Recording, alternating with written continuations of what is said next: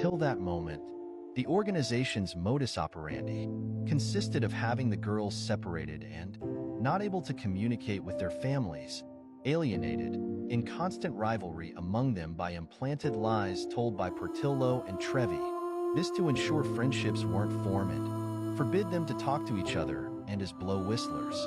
Portillo's main roles were to ensure they didn't escape. They followed the rules, completed their tasks and punishments. Raquel carried a notebook, writing down everything and then passing a detailed report to Andrade. She was practically his right hand, ears and eyes within the organization. The girls were held captive in different properties in both Mexico City and Cuernavaca, Morelos. Most of the properties were secluded houses, far from society, with high and very enclosed walls with spiked wire at the top. They weren't able to go out without permission. Inside the bordered properties, there was a camper where Sergio forced the girls to stay. They had to cover the windows with newspaper, so people couldn't see what was happening inside. By then, several of the girls had already tried to escape, but since most of them had nowhere to go, because they were foreigners and didn't have money, they returned or were brought back to the houses. On one occasion, one of the girls escaped. On the street, she met a police patrol car. She asked for help, but instead they returned her to Sergio. On another occasion, one girl escaped, managed to get to the bus station and asked for a ride, got to her grandmother's home. Portillo found her and convinced her to get back.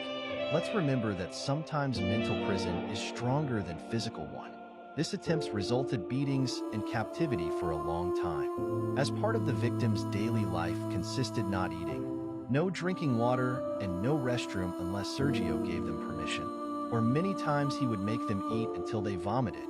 If they did, the girl was forced to eat her vomit off the floor with a spoon. The girls were forced labor such as weeding, replant large trees, carry rocks, move heavy furniture, and make repairs to the houses. If the girl didn't complete any of these tasks, Sergio punished her by whipping with a cable, locking her up, leaving her without food, even less than what already were given, for several days, heavier tasks, exercise for hours, etc. Let us remember that they were in a serious situation of malnutrition, dehydrated, and physically exhausted. The girls did not receive any payment for any of these jobs. In fact, several of the girls had to serve as Gloria's bodyguards. Let's emphasize this. They were teenage girls, without any training as security for a famous superstar. Let how dangerous it was to sink in.